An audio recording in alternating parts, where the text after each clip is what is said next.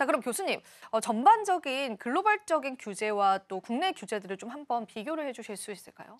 예, 미국은 되게 중요한 포인트는 미국이 워낙 많이 치고 나가고 있죠. 네. 미국에서는 SEC를 ST를 증권을 명확하게 규정해서 하위 테스트라고 있거든요. 그래서 여러 가지 발행 프레임워크에 있어서 이거는 증권이면 무조건 SEC, 상품이면 CFTC 나눠져 있어서요. 일단 미국이 가장 이런 부분에선 가장 앞서 있고 몇 번 말씀드렸지만 트럼프 2.0 시대가 되면서 지금은 층크립토가 되면서 이런 것들이 점점점 크립토 친화적으로 되면서 이런 ST에 대한 것들도 물론 정확하게 이번에 뭐 SEC에서도 약간 증권이라고 하는 명확하게 되는 규정들이 있긴 한데 그것들을 좀 완화시키려고 한다 아니면 그것들을 좀 더 글로벌리 더 우리가 확대해 나갈까 그런 거죠. 아시겠지만 스테이블 코인도 되게 강조하고 CBDC 하지 마 이렇게 나왔잖아요. 그런 것처럼 미국에 대한 층크립토에 대한 부분에서 미국은 SEC가 ST를 증권으로 명확하게 규정하는 하위 테스트라고 하는 그런 것들은 나와 있고요. 근데 나머지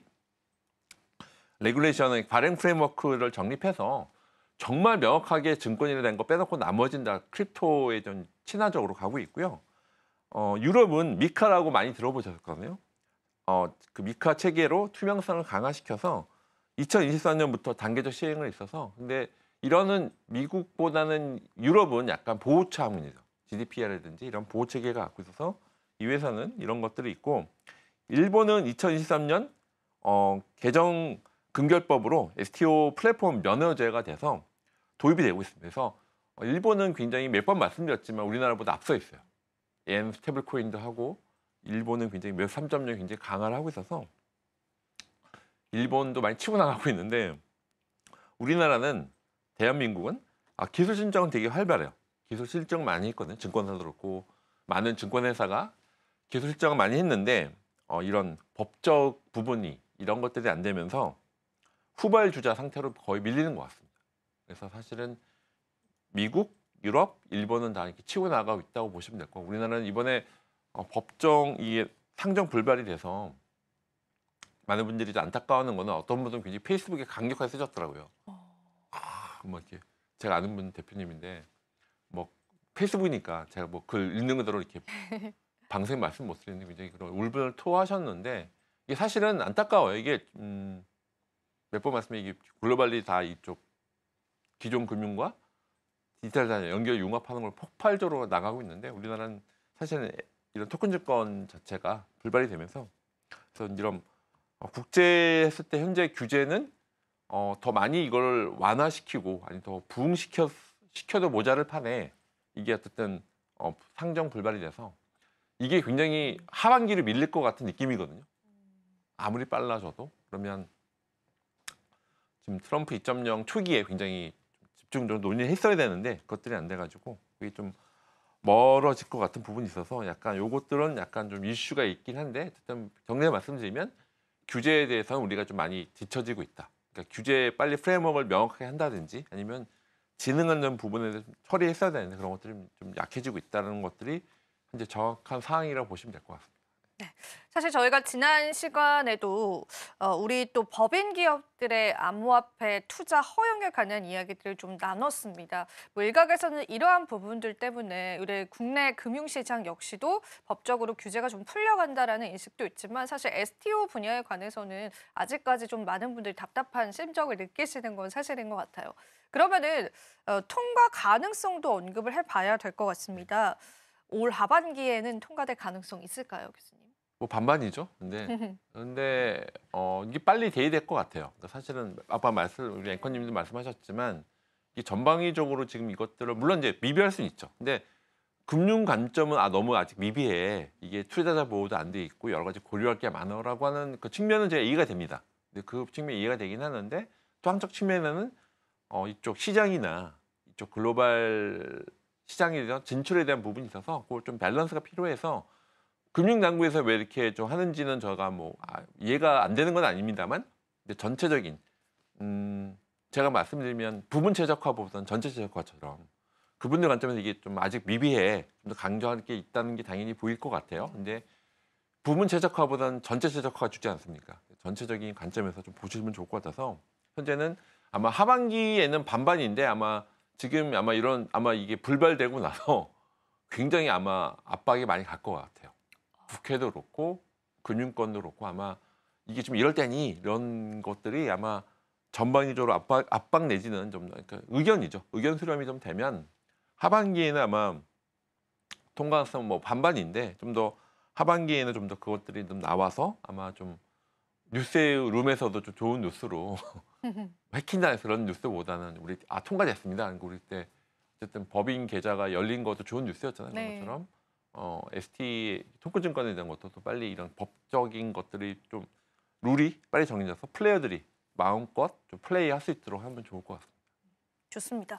자, 그러면은 이제 반응도도 봐야 될 것 같습니다. 뭐 앞서서도 잠시 언급을 해주시긴 했었지만 이번 또 법제화가 되지 못한 부분에 관해서 투자자들의 반응 그리고 더 나아가서는 블록체인 기반의 금융 기업들의 입장도 어떤 입장을 취하고 있는지를 알아보면 좋을 것 같아요.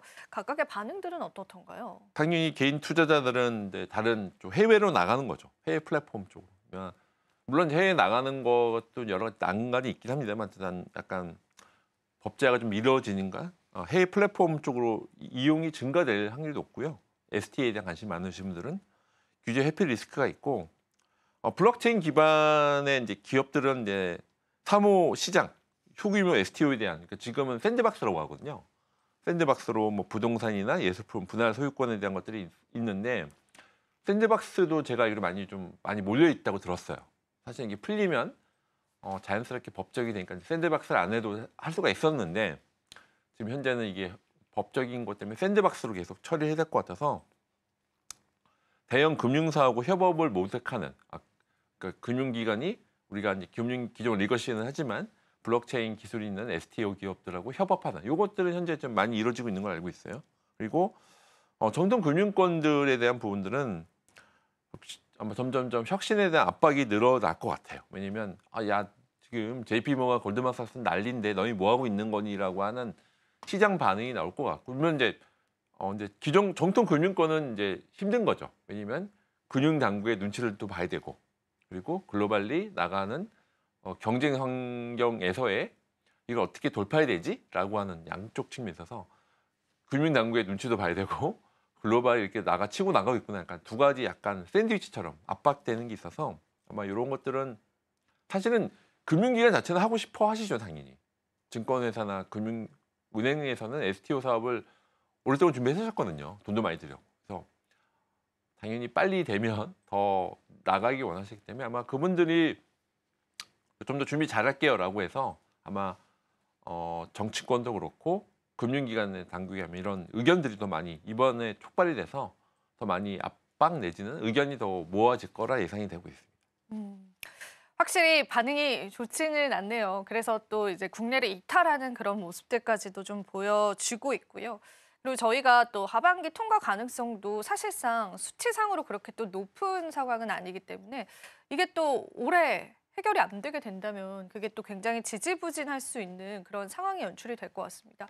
중요한 거는 그럼 금융당국의 입장은 어떤 건지 궁금해요. 도대체 이제 이번에 통과시키지 못했던 이유가 무엇이고 또 어떤 시각에서 이 STO 법안을 바라보고 있는지도 한번 이야기를 부탁드립니다.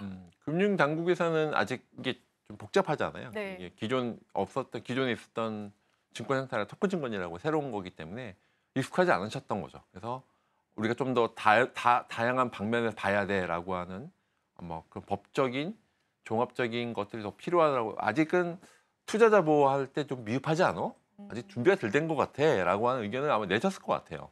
사실 그런 얘기도 있었고 그래서 그런 것 때문에 그러니까 제가 뭐 금융당국은 아니라서 제가 100%다 대면할 수는 없겠지만 일단 제가 봤을 때는 아마 기존 금융 당국 관점에서 이게 아직 투자자 보호가 부족해. 그리고 기술적으로 좀 더 테스트해야 될 것 같아라고 하는 의견을 내실 것 같아요. 내셔서 그게 그래서 아까 말씀드렸지만 이게 금융 당국과 금융 회사와 아니면 전반적인 이게 좀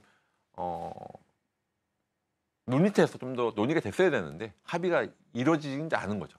안 왔으니까 불발이 된 거겠죠. 그리고 정치권에서도 이것들에 대해서 정무에서도 이걸 어떤 분들은 아마 지금 국회의원분들이 이걸 발의하신 건데 이것들에 대해서 이제 통과가 안 됐다고 하는 거는 이게 아마 전체적으로 복잡 다단한데 이 사업 자체는 그것들을 좀 더 어떤 우선순위 그리고 글로벌 그리고 여러 가지 관점에서 좀 전체 최적화를 했으면 좋았는데 그것들이 안 된 것들은 좀 아쉬운 부분이 있는데 금융당국이 어떤 마음이었을까는 저는 뭐 공감은 일부는 제가 되긴 합니다만 저는 이제 종합적인 관점에서는 그럼에도 불구하고 좀 더 부족하다 하더라도 좀 치고 나가서 좀 더 글로벌리 대응할 수 있는 시장 해주는 게 좋았는데 그게 안 된 게 좀 아쉽긴 합니다. 그러면은 우리가 사실은 STO 법안이 통과가 될 수 있다라는 가능성을 염두를 해두고 이 기존 증권과 그리고 STO 토큰 증권이 어떤 차이점이 있고 또 이게 또 금융시장에 어떤 의미를 가져올 수 있는지를 한번 시나리오를 들어봐도 좋을 것 같습니다. 기존 증권과의 차이점들도 한번 언급을. 예, 이거는 뭐 전에 만화 나눴었는데 사실은 본질적인 부분은 증권은 똑같아요. 그래서 이거를 음식과 뭐 그릇을 비유를 많이 했거든요. 근데 그릇을 기존에는 어떤 전자증권만 됐지만 지금은 블록체인 기술 기반으로 토큰으로 되는 거, 토큰화이즈 된 거를 새로운 그릇을 마련해 준 거죠. 그래서 유동성이 높아지고 그리고 사실은 기존에 있었던 증권 체계 말고 새로운 토큰 증권으로 해서 새로운 뭐 투자 계약 증권이나 여러 가지 새로운 형태가 나올 수 있는 시장을 확대하기 위한 목적이었어요. 그래서 본질적인 부분은 증권은 똑같다. 근데 그걸 담는 그릇을 기존에 있었던 전자증권이나 그냥 일반 증권이냐 아니면 토큰이 되는 블록체인 기술이 있는 토큰 증권이 되는 그 차이만 있는 거긴 해요. 근데 재밌는 거는 그릇이 달라지면 먹는 사람의 음식도 좀 달라질 수 있거든요. 네.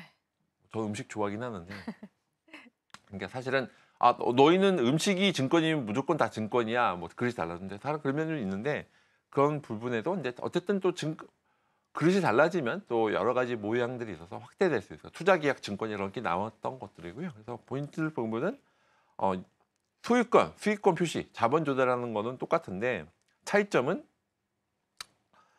일단 블록체인 기반이 있기 때문에 약간 유연하게 그리고 좀 더 리커디티, 유연성의 부분에서 뭐 실시간 청산, 분할, 소유, 분할로 해서 짧게 쪼개서 쓸 수 있는 거죠. 그래서 소유에 대한 가능성이 있다는 거고요. 그래서 전자증권법 대비 보유자 식별성이 좀 강화되는 게 있는데 일단 중요한 거는 좀 실시간으로 낼 수가 있고 토큰 증권이 되면 유연하게 그리고 기존에 썼던 거래소는 KLX 거래소 썼는데 그렇지 않고 여러 가지 부동산이나 미술품처럼 일종의 조각 투자가 가능해질 수 있는 약간 유연하게 처리할 수 있는 게 늘어나서 사실은 증권에서 이거 돈 벌 수 있어라는 얘기 많았지만 지금 시장이 확대될 거거든요. 네. 그러면 창의적인 크리에이티브한 토큰 증권이 되면서 기존에 있었던 원래 증권 삼성전자 증권만 하는 게 아니라 다양한 미술품을 유동성한다든지 부동산 유동성하든지 이렇게 여러 가지 새로운 혁신적인 것들이 나올 수 있는 일종의 시작점이라 보실 수 있었거든요. 근데